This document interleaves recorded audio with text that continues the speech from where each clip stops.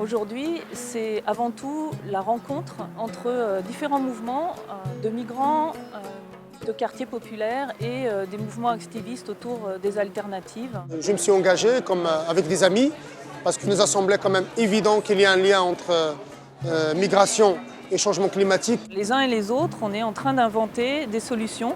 On ne peut plus continuer dans ce sens. Ça fait partie de nos activités de relier le Nord avec le Sud ou les pays du Maghreb avec les pays européens.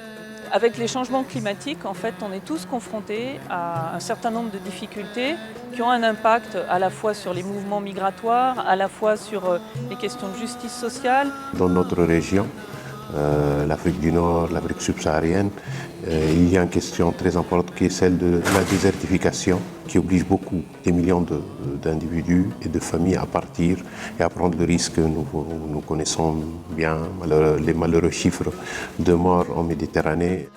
Pour moi, donc, l'Odyssée, c'est aussi l'occasion de nouer des contacts, de s'informer, de voir ce qui se passe.